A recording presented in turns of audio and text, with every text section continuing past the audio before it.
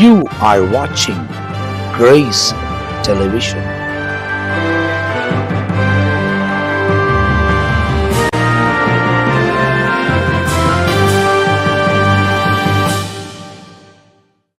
ஆண்டவரும் மறுமை இரட்சகரமாக இருக்கிற இயேசு கிறிஸ்துவின் நாமத்தில் உங்கள் யாவருக்கும் அன்பின் வாழ்த்துக்களையும் ஸ்தோத்திரங்களையும் எடுக்கிறேன். இந்த நல்ல காலை நேரத்தில் மறுபடியுமாக இன்னொரு எபிசோடாகிய இயேசுவோடு பேசுவோம் என்ற நிகழ்ச்சியில் சந்திப்பதில் மிகுந்த மகிழ்ச்சி. ஆண்டவர் நம்மை ஆசீர்வதிக்கிறார், தேவனாக இருக்கிறார். ஆகையினால வேதத்தில் வாசிக்கிறோம், தேவன் நம்முடைய ஜெபங்களுக்கு பதில் தருகிறவர் என்று சொல்லி கர்த்தருடைய வசனத்தில் வாசிக்கிறோம். இதற்கு நல்ல முன் உதாரணம் யாருன்னா இயேசு சுவாமியே.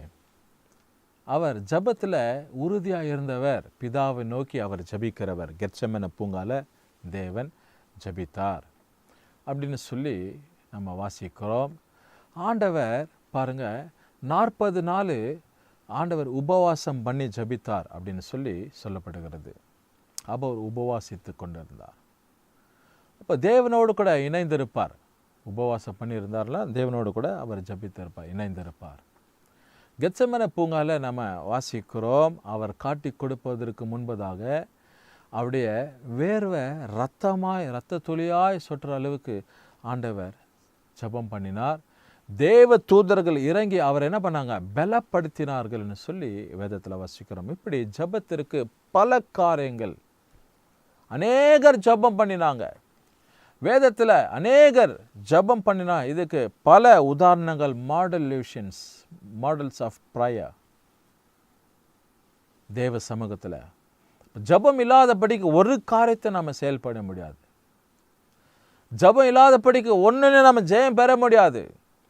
ஜபம் இல்லாதபடிக்கு ஒன்றையும் நம்ம சாதிக்க முடியாது. ஆகையினால ஒரு மனுஷன், ஒரு விசுவாசி, ஒரு கிறிஸ்தவங்க அப்படின்ற சொல்லப்படுகிறவங்க வாழ்க்கையில் ஜபம் என்பது ரொம்ப முக்கியமான ஒரு காரியம். Prayer brings victory. ஜபம் வாழ்க்கையில் வெற்றியை கொண்டு வரும். அதனால ஜபம் என்பது ரொம்ப அவசியம். மத்திய எழுதின சுவிசேஷத்தில் கூட இயேசு ஜபத்தை குறித்து நமக்கு கற்றுக் கொடுத்துருக்கு. என்ன அப்படின்னா, நீ ஜபிக்கும் போது வீதிகளிலும் சந்திகளிலும் மற்றவங்க பார்க்கறத போல, அஞ்ஞானிகளை போல என்ன பண்ணக்கூடாது, ஜபிக்க கூடாது. உன் அறை வீட்டுக்குள்ளே பிரவேசித்து உன் அறை கதவை போட்டு அந்தரங்கத்தில் இருக்கிற உன் பிதாவை நோக்கி நீ ஜபம் பண்ணு. அந்தரங்கத்தில் இருக்கிற உன் பிதா வெளிரங்கமான பலனை உனக்கு கொடுப்பாருன்னு சொல்லி வேதத்தில் எழுதப்பட்டு இருக்கிற நம்ம குறிப்பை நம்ம பார்க்கிறோம். ஆகையினால ஜபம் என்பது ஒரு மனுஷனோட வாழ்க்கையில் ரொம்ப முக்கியமான ஒரு காரியம். ஜபத்தில் ஏதாவது நாம் சாதித்து கொள்ளலாம். many things we can receive in a prayer. அதற்கு ஒரு உதாரணமான ஒரு வார்த்தை வேதத்தில் இருக்குது. நீதிமொழிகளின் புத்தகம் 15வது அதிகாரம் 29வது வசனத்தை வாசிக்க போகிறோம். The book of proverbs chapter 15 verses 29 உங்களுக்காக வாசிக்கிறோம் பாருங்க. நீதிமான் ஜபத்தையோ கேட்கிறார் அப்படின்னு சொல்லி ஒரு அழகான ஒரு வார்த்தை. நீதிமானின் ஜபத்தை கேட்கிறார்.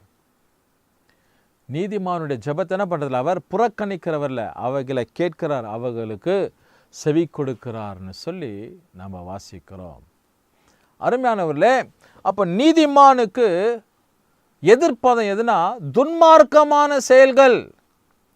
துன்மார்க்க காரியம், துன்மார்க்கமான செயல், தேவனுக்கு விரோதமான செயல், அநீதியான செயல். இப்போ இப்படிப்பட்டவனுடைய காரியங்களில் எப்படி இருக்கிறார் கர்த்தர்னா, துன்மார்க்கருக்கு கர்த்தர் தூரமாக இருக்கிறார். துன்மார்க்கருக்கு எப்படி இருக்கிறார் தேவன்? தூரமாக இருக்கிறார். அக்கிரமம் செய்கிறவன், அநியாயம் செய்கிறவன், தேவையில்லாத காரியத்தில் ஈடுபடுகிறவன், பொல்லாங்கான காரியத்தை செய்கிறவன், தேவனுக்கு விரோதமான காரியங்களை செய்கிறவன், பரலோகத்துக்கு விரோதமான காரியத்தை செய்கிறவன், வேதத்துக்கு விரோதமான காரியத்தை செய்கிறவன், இவனுடைய வாழ்க்கையில் ஆண்டவர் எப்படி இருக்கிறன்னா தூரமாக இருக்கிறார். He is away from the wicked. Bible says here, the Lord is far from the wicked. He is away.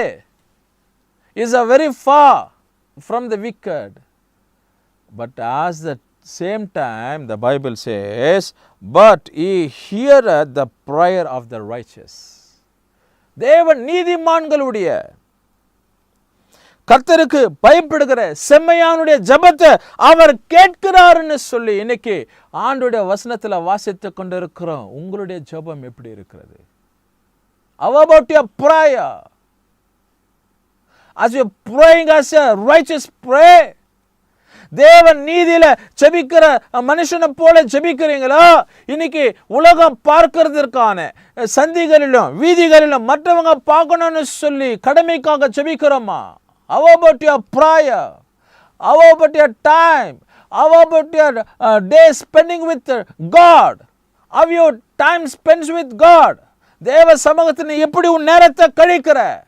எனக்கு அருமையான தேவ ஜனமே, இன்றைக்கு கர்த்தர் நம்மிடத்துல எதிர்பார்க்கிற துன்மார்க்க செயல் இல்லை, நீதிமானுடைய செயல்களை. துன்மார்க்கனுடைய காரியத்தை அல்ல, நீதிமானுடைய செயல்களை கர்த்தர் விரும்புகிறார், கர்த்தர் எதிர்பார்க்கிறார். எனக்கு அருமையான தேவச்சனம் வசனத்தை கவனித்து கொண்டே இருக்கிற உங்க வாழ்க்கையில் யாரா இருக்கட்டும், சில இடத்துல பார்க்கும்போது பிள்ளைங்க தானே கர்த்தரை தேடுவாங்க. பெற்றோருங்க ஒரு புறத்தில் இருப்பாங்க, பெற்றோர்களுக்கும் கடவுளுக்கும் சம்பந்தமே இருக்காது. பெற்றோருங்க இன்னும் ஜென்ம காரியங்களில் இருப்பாங்க, பாவ சுபாவங்கள் தேவனுடைய அநீதியான காரியத்தில் இருப்பாங்க, தேவ பார்வைக்கு அநீதி செய்கிறவர்களாக இன்னும் அவங்க வழிபாடு அந்த காரியங்களே இருப்பாங்க. ஆனால் பிள்ளைங்க பாருங்க, யாரோ மூலியமா காலேஜில் பிள்ளைங்க ஸ்கூலில் படிக்கிற இன்ஸ்டிடியூஷன்ஸில் எஜுகேஷன் சொசைட்டியில் அவங்க கடவுளை தேடிக்கொண்டு ஆண்டவரை பிடிச்சு ஆண்டவருக்காக வாழ்வாங்க, பெற்றோர்களை எதிர்த்து வாழ்வாங்க. இப்படிப்பட்டவங்களை தான் கர்த்தர் நேசிக்கிறார், இப்படிப்பட்டவங்களை தான் ஆண்டவர் சொல்றாரு நீதிமான் என்று சொல்லி. தருணங்கள் இருந்த வாய்ப்பு இருந்தும் நல்ல ஆசீர்வாதமான காரியங்கள் இருந்த நல்ல கை கால்கள், நல்ல ஆரோக்கியம், நல்ல இருதயம், நல்ல எண்ணங்கள், நல்ல புத்தி தெளிவு எல்லாம் இருந்த தேவனை விட்டு தூரம் இருக்கிற துன்மார்க்கமான செயல்கள் மாறட்டும் இயேசுவின் நாமத்தில்.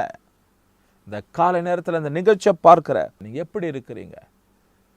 இன்னைக்கு ஆண்டவர் யாருடைய ஜெபத்தை தள்ளுகிறார், யாருடைய ஜெபம் கேட்கப்படுகிறது? கொஞ்சம் யோசித்து பாருங்க.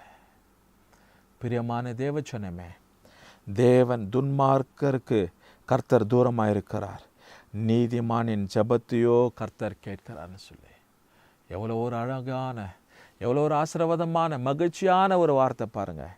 இன்னைக்கு நீ நீதிமானாக இருப்பாயானால், நீ நீதி உள்ள பெண்ணாக இருப்பாயானால், நீதி உள்ள சகோதரனாக இருப்பாயானால், நீதி உள்ள ஸ்திரியாக இருப்பாயானால், நீதி உள்ளவர்களாக இருப்போமானால் தேவன் ஜெபத்திற்கு பதில் தருகிறவர்.